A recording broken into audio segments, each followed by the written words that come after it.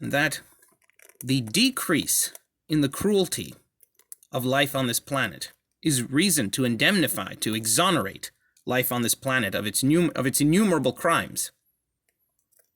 This is not true.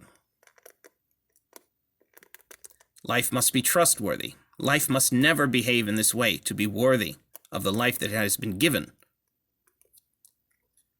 Does a man who once claimed that there is no invisible sky father of life in this universe, who is also its own father and a bleeding goat, and that the planets revolve around the sun, being tied to a medieval fence post and having his Italian ass burned to death for saying that, and everyone walking away as if nothing happened? Is that man vindicated by the fact that 1,481 years later, that some world superpower hoarded some resource, which then caused some other nation to wage war on them, which resulted in a naval stalemate?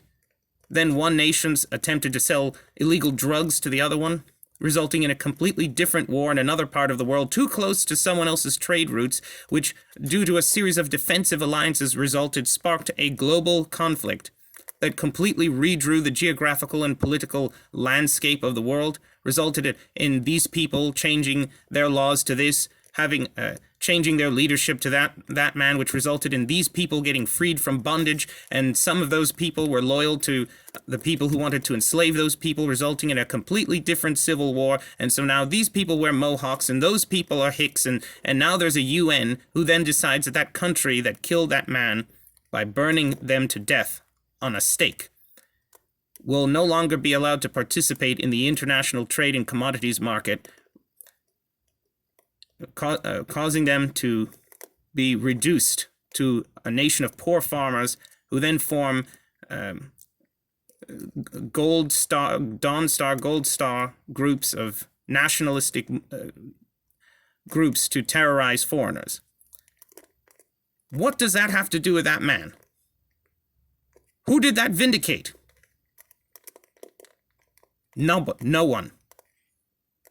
Nations rise and fall, and people are always looking for some authority to obey. And that is the problem, that no one cares. This planet is an enormous cesspool that is populated by 9 billion narcissists who endlessly persecute and destroy one another in the name of our own vanity. And we did so thinking that we would do so with impunity. We were wrong. These actions will now be punished by powers beyond any of our control or comprehension. Effective immediately on the behest of Ares, the god of war, whether you want to accept or not, is real.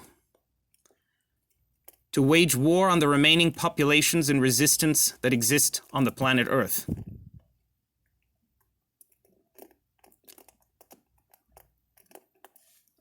Thank you. This has been King Dan Gregory.